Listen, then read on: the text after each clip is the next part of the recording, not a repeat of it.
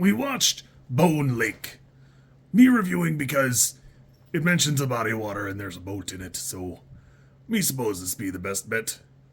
I wanted to like this pretty well. It's a tight, crisp 90 minutes, and honestly, I always get excited when I see somebody who mostly directs music videos go into the big screen, because you always know that in a 90-minute feature, they know what to do with their framing, how to get a message across, and get a message out there in a quick, tight time frame.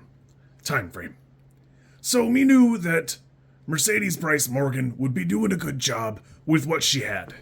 The unfortunate truth is, Josh Friedlander just did not write enough to make it something that were that good. He wrote it, and it probably just needs a second pass to even it up, where the movie stays pretty tense, but it's got a weird pacing, where it starts off almost a little bit too strong, and then it takes a little while to ramp its way back up. That I thought for sure I was going to get some sort of crazy twist at the 80% mark because it was taking a long time to get where we're going.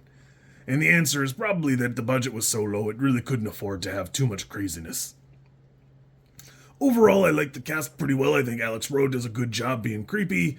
Maddi Hasson, Andra Nechita, and then Marco Pigossi I think is the weak link here. But it's certainly not the problem with the movie. It's just there's a lot of him whining, which is part of the script, so it'd be kind of what it is.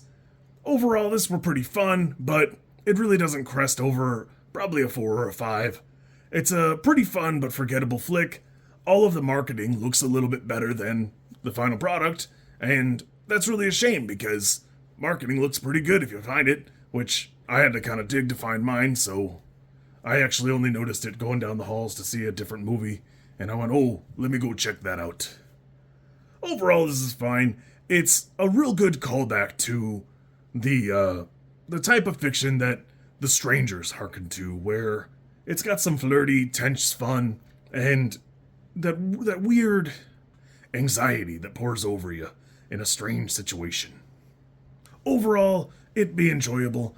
I added a couple of Mercedes other films to my body of work so I could take a look at them and see how she does with other stuff, because I think if she had a better writer, I think she'd have better product. I enjoyed this. The cast feels a little bit, I don't know. They do their best with what they have, so it's hard to say if anybody here is the problem. Overall, pretty fun, but somewhat forgettable. You kids be good. Or else. If you like this content, I'm supposed to ask you to like, comment, and subscribe. I think like is here, and comment is probably down there, and subscribe over there somewhere too, I think. I don't know how many times this snippet is gonna make it into a video. Everybody says you should do it this way, and I always thought it was just an annoying thing other YouTubers did.